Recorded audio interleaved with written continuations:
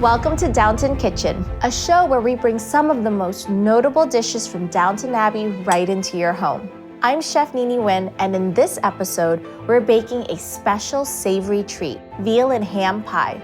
Oh, wow. That's delicious. So let's get started.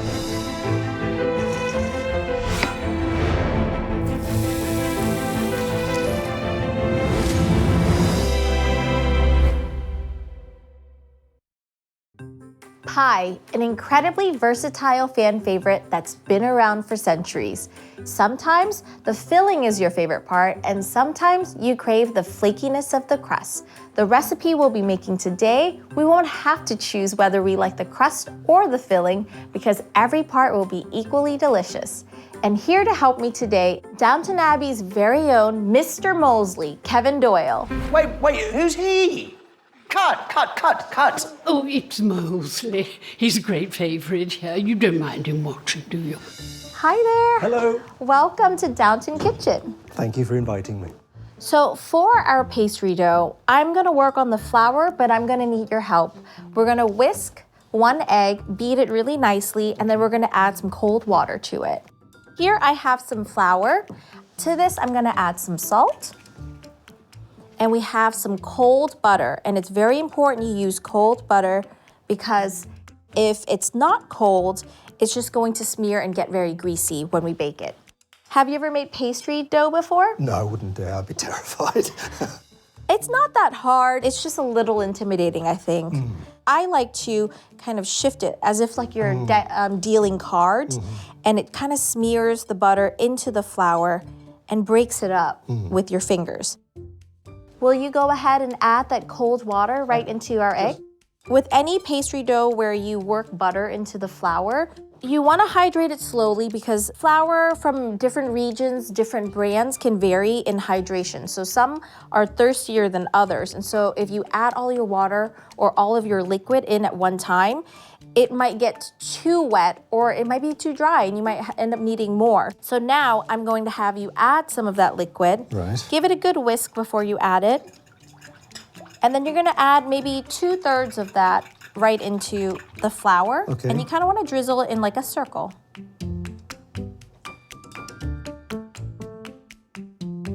Whenever I'm putting dough together, I do this weird thing, but I really like it. And I make my hand into like a claw.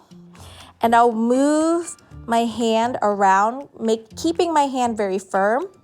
Just move it around, and what happens is the dough kind of starts to come together. It's like magic. Right?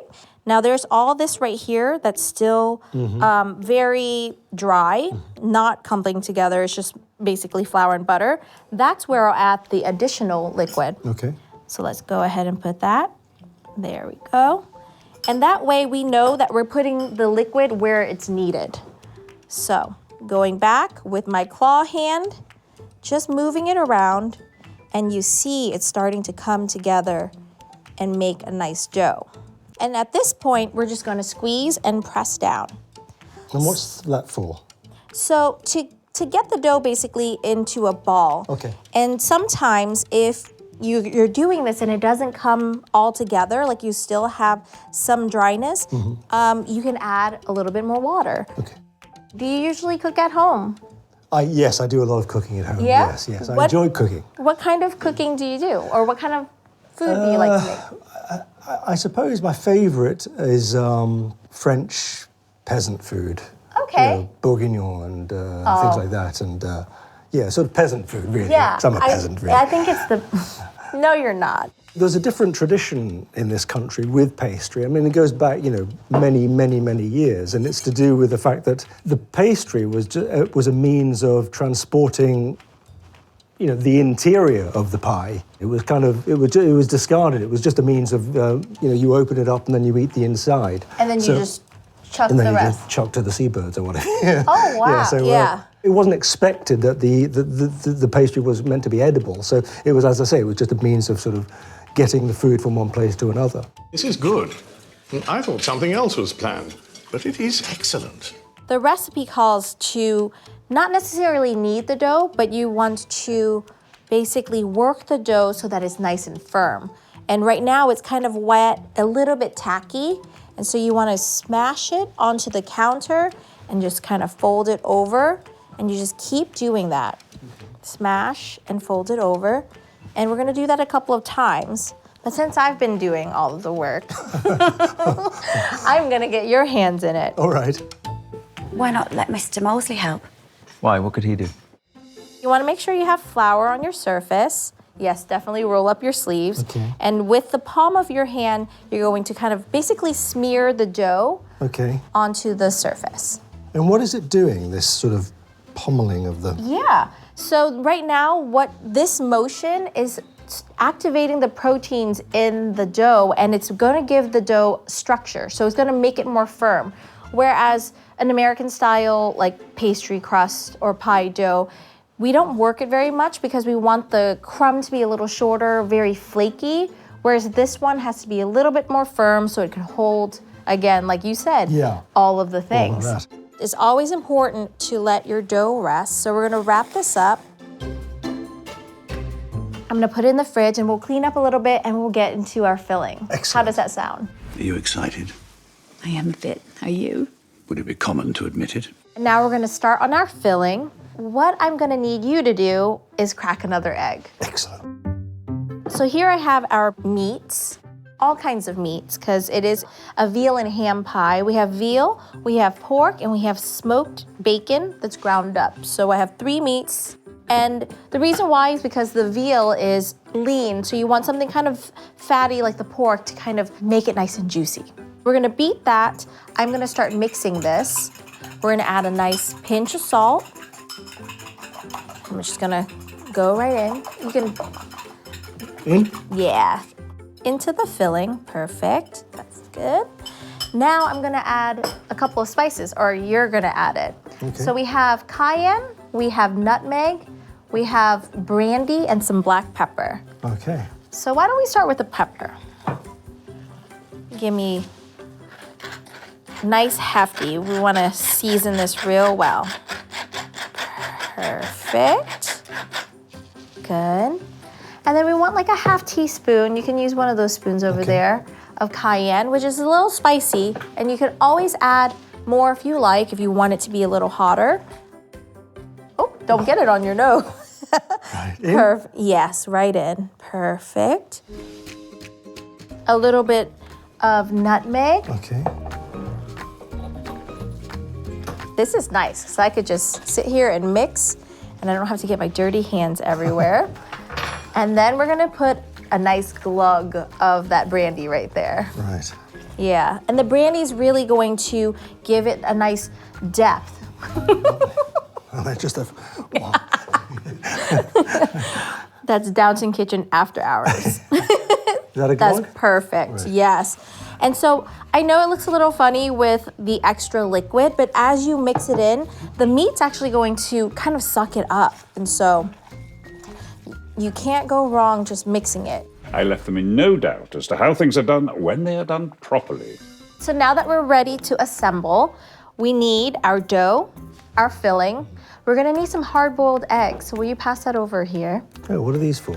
So this is going to go in the center. So we're going to basically encase the egg inside the pie. The closest thing I could think of to kind of describe is like a Scotch bonnet egg. It's like egg, meat, Lovely. and starch. Sounds great. Here I have a loaf pan, and I prepared it with some parchment and rubbed it with some butter so that it doesn't stick.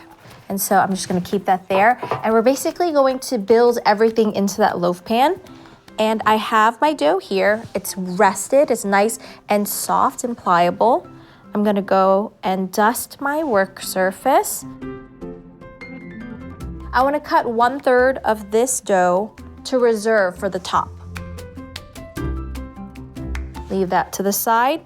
And now, the ideal shape that I would want to roll this in is a rectangle to fit the loaf. You want it to be a little bit thicker than you would for a normal pie so that it would have good structure for the whole thing. Generous flour. And then, I can roll if you wish. yeah. Okay. Yep. Have you rolled dough Please. before? Of course I have. Okay, good.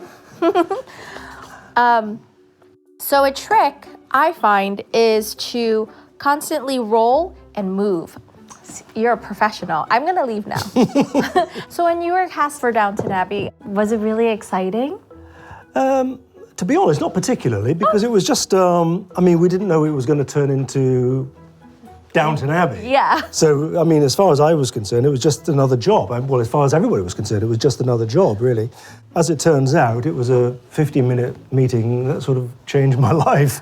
You get 700 for writing the script. That would rise to 1,000 if the film is made. For each script? That's perfect. You're hired. We're gonna drop our dough in, and we're basically going to tuck it all in. So once you have your dough in, you really want to press the dough into the pan so that it touches every single corner. So I'm just gonna do that. And then I'm gonna have you go in with the meat. So I've tucked my pastry dough into the loaf pan, and you see it's met at all corners. And now we're going to add our filling. Ideally, you want to have the eggs in the center of the pie. So we're going to put maybe a layer of meat about this thick onto the bottom, and then we're going to lay our eggs. So I'm going to switch sides with you, and we're going to put maybe, I would say, like a third of the filling to the base of the pie. Right, okay. And then I'm going to lay the eggs in. Just A third of the filling. Yeah, that looks great. Oops. Perfect. Flatten it down. Yeah, you want to flatten it down all the way down. And then here I have some eggs, and you want to line it up, but you want it to fit. So if you're looking, because I'm always looking for the perfect bite, you want to get a little bit of yolk and white in each slice. So, you know, in a perfect world, we'll slice it, and every center will have that. So we're just gonna I like to kind of measure out my eggs to see how long they are and if they're gonna fit into the pie. So they're a little bit too long. So what you can do to ensure that you have the perfect bite is to trim off just a little bit of the top and the bottom, as long as you don't see the yolk on the bottom. And this is gonna help line the eggs up so that you have a good bite every time. Okay. That meat is smelling fantastic. Right? It's the brandy. Okay. Perfect. I haven't gotten a yolk yet. And I think that should do it. Perfect. Great. And now I'm gonna fill the top of these eggs with the meat, and I would like if you could help me roll that out. The ideal size is about the size of the top of this. Okay. So that's the shape we're going for. We're basically trying to make a lid to cover this pie so that we can seal it really, really nicely. And I'm just gonna go with my hands. So when Measure it out. I know. No, okay, that's Yeah. a guide. That was very handy. I have my meat here. I'm just going to make sure that the egg is in the center. You want this to be really beautiful when it comes out, so take your time. So I filled my loaf pan, and it's okay if your meat is a little bit higher than the actual pan. We're going to seal this really well, and so it's actually nice because then it makes the pie kind of dome on the top. I'm going to take a little bit of egg wash and wash the edge of this crust. What does that do? So this egg wash will serve as something that will brown the top of the crust as well as glue it together. And you want to make sure you have an even crust for even cooking. So here we go. And look at that. You want to make sure that the top crust meets the bottom crust so that it's nice and sealed. So what I like to do is I like to kind of pinch the edges first, just like this. And then I'm gonna have you crimp it.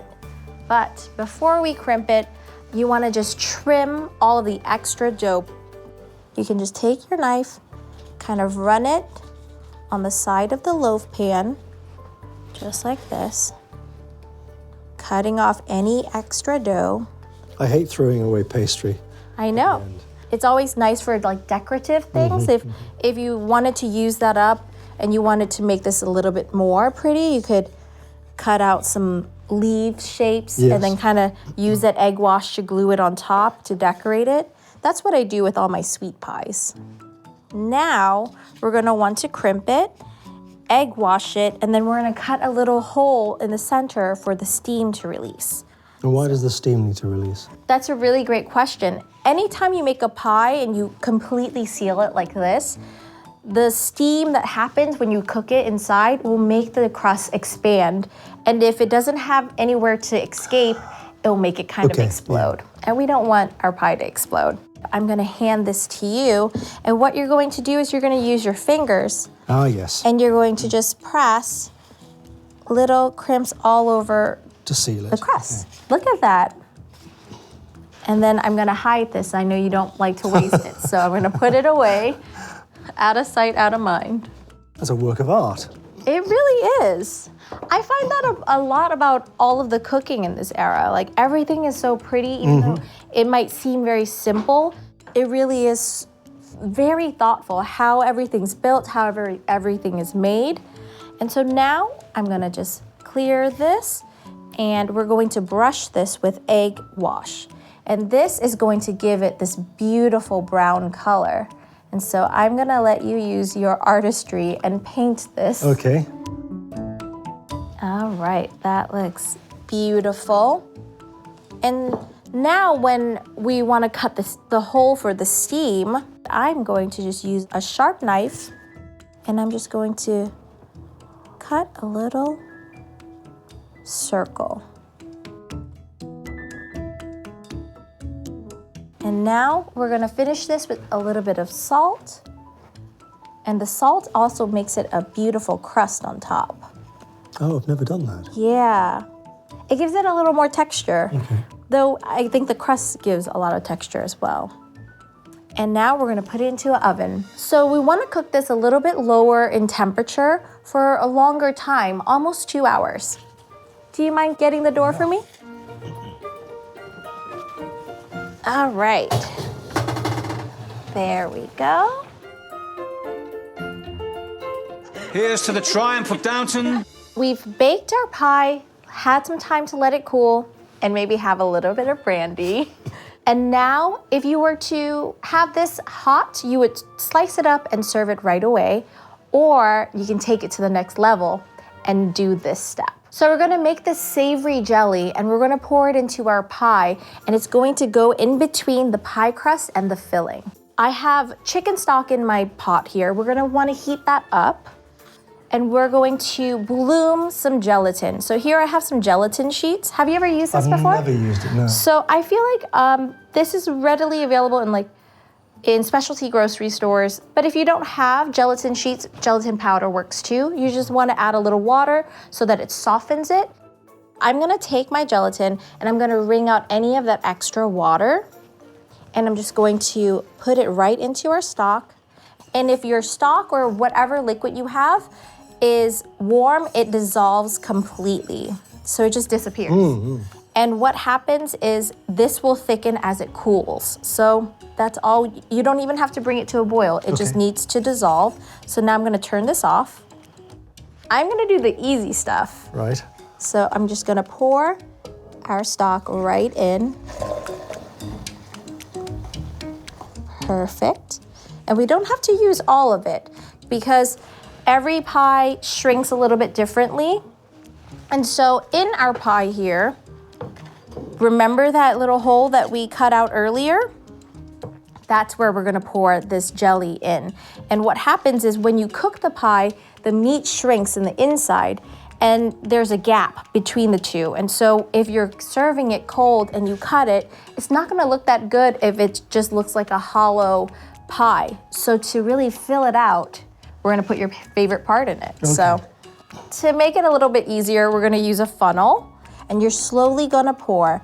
And maybe we'll do a few tablespoons at a time.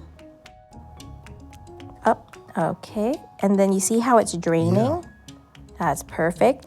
And so sometimes you might want to even give it a little minute to settle, and then you're going to go again.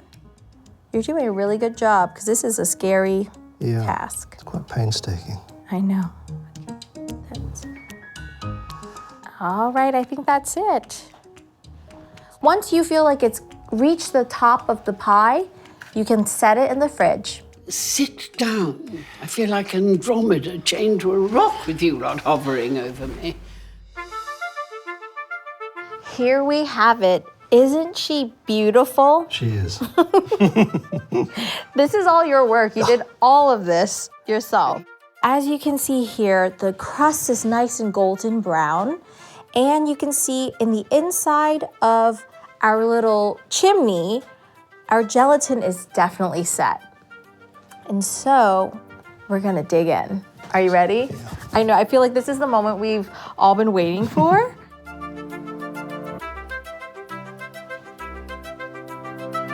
You can see how dense it is. Yeah. Oh my God. goodness, look at that.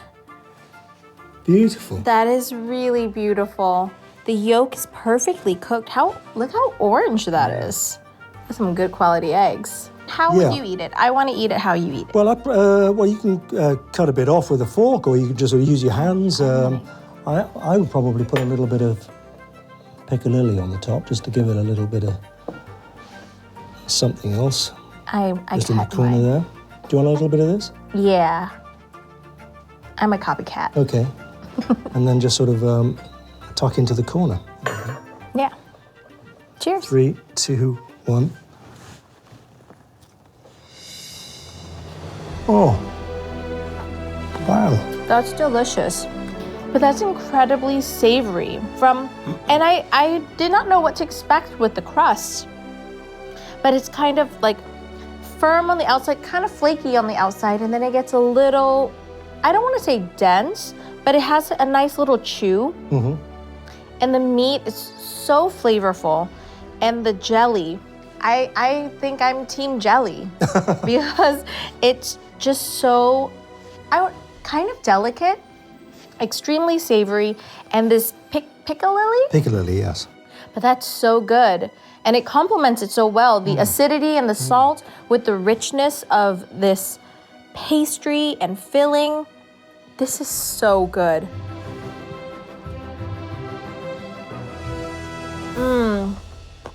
Oh, we worked hard. That's a perfect bite. Well, thank you so much for joining us today and helping me make this incredible dish.